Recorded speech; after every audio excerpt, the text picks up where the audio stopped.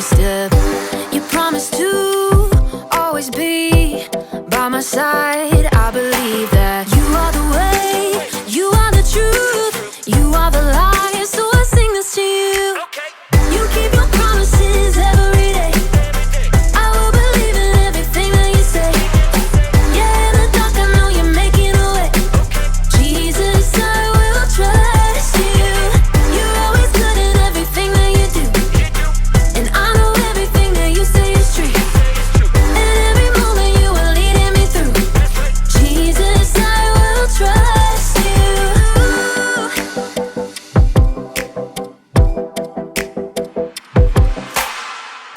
I wanna be honest and true and do what's right the way you do. You're teaching me to take a stand and live for you, 'cause I believe that you are the way, you are the truth, you are the light. So I sing this to you. You keep your promises every day. I will believe in everything that you say. Yeah, in the dark I know you're making a way. Jesus, I will trust you. You're always good at everything that you do, and I know everything that you say is true. And every moment you are leading me through. Jesus, I will trust you. Even in the moments I feel alone, I know I can trust that you're working and holding my world in your hands. Even in the moments I feel alone, I know I can trust that you're working and holding my world in your hands. You are the way, you are the truth, you are the life. So I sing this to you. You keep your promises every day. I will believe in everything that you say. Yeah, in the dark I know you're making a way. Jesus, I will trust you. You're always good at everything that you do, and I know everything that you say is true. And every moment you are leading me through. Jesus, I will trust you.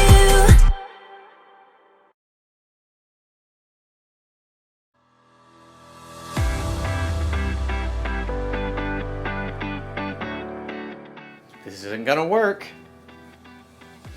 I'm gonna do really bad today. I'm gonna forget what I have to say. I might as well just give up. Hi, I'm Graham, and I'm going to fail. Sorry, but I'm just trying to be honest. I'm trying to have integrity. Integrity is choosing to be truthful in whatever you say and do. And the truth is, the speech I have to give later today is going to go badly.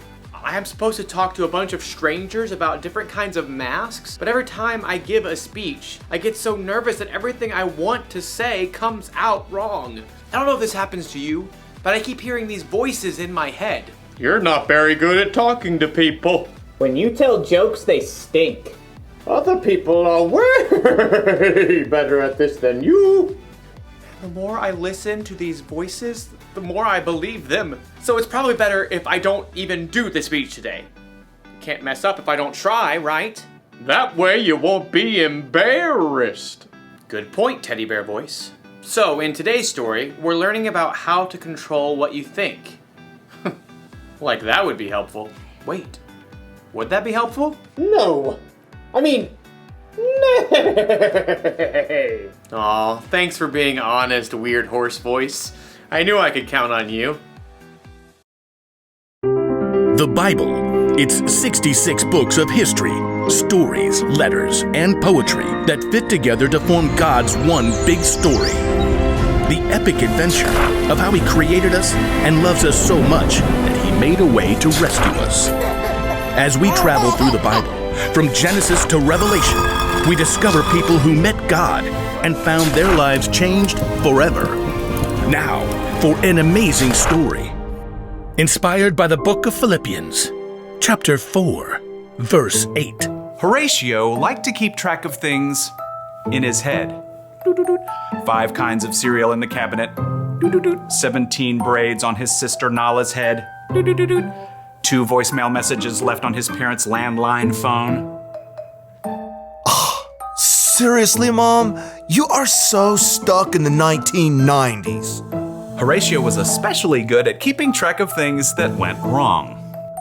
Number 1, we're out of chocolate frosted sugar bomb cereal. Horatio's mother did not always appreciate his lists. I did not buy that. Your dad bought that. Number 2, it is freezing in here. Put on a sweater. Number 3, Miss Watson is making us do a group project and they are the worst because everyone else drags me down. Horatio, can you please focus on something positive for once? Just keeping it real. Oh, I know about positive stuff. Miss Christie told us. Horatio's little sister Nala began rummaging around in the stacks of random paper on the counter. There is nothing positive about this morning, and I'm positive about that. Nala pulled out a scribbled-on handout and waved it triumphantly. Philippians 4:8. Do not read me a coloring sheet. Finally, my brothers and sisters, always think about what is true. Think about what is noble, right, and pure. Mom, make her stop bugging me. No, this is good. Think about what is lovely and worthy of respect. If anything is excellent or worthy of praise, think about those kinds of things. Horatio just glared and checked out the lunch that Mom had packed. Is this strawberry jam in my sandwich? You know I only eat apricot jam.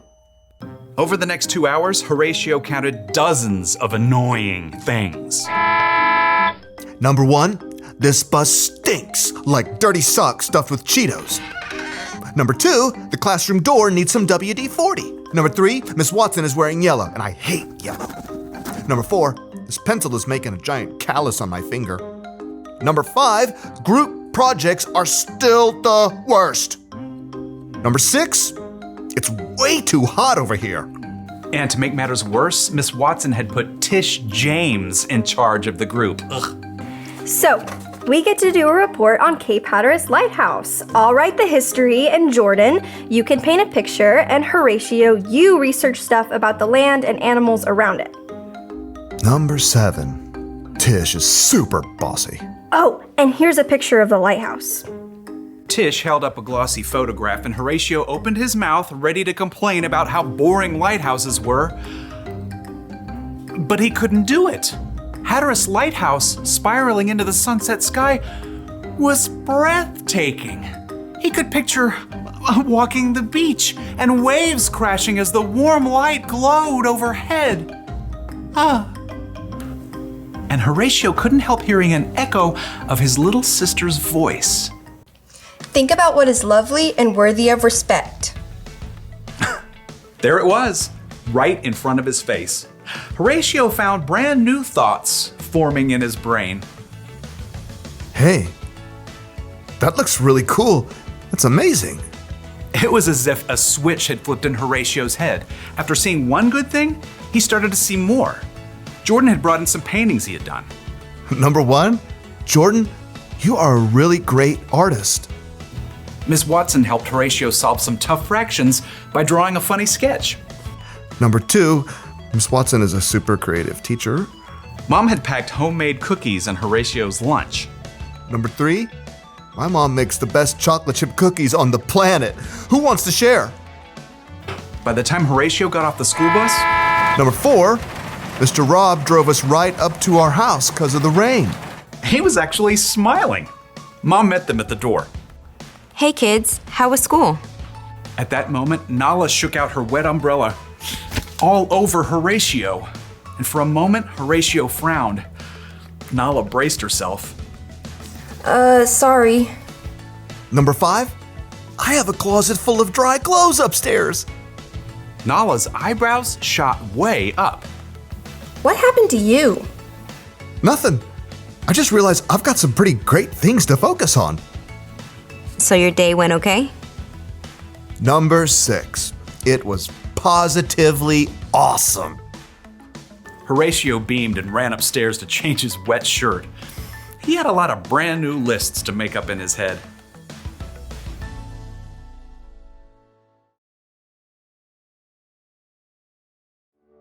The Apostle Paul wrote, "Finally, my brothers and sisters, always think about what is true. Think about what is noble, right, and pure. Think about what is lovely and worthy of respect. If anything is excellent or worthy of praise, think about those kinds of things. You know what that means? It means you're in charge of what you think about. Maybe you can't control every single thought that enters your brain. Think about fish. You must think about. But you can control the thoughts that you focus on. Yes, you can. Having integrity doesn't just mean you're honest with other people. It means you're honest with yourself too. And to do that, you need to try and focus on things that you know are true. Things like, God made you. God forgives you. God loves you. He loves you so much that he sent Jesus to die on a cross for you. And he's big enough to bring Jesus back from the dead. So he's bigger than all of the things that you and I worry about. So the one thing to remember from today is this. Focus on what's true. And if you ever feel like you can't control your thoughts, or if the voices inside seem too loud, talk to someone you trust about it. Find someone who will help you stay focused on the truth of God's amazing love for you. You know what? I'm gonna choose not to believe the voices that are telling me that I'm not any good. God made me. I am good. And then I'm going to try to give the best speech that I can. Bet you didn't see that coming, did you? No. I mean, nope. Yeah, I thought not. I'll see you around, everybody. I'll be thinking about you. Bye.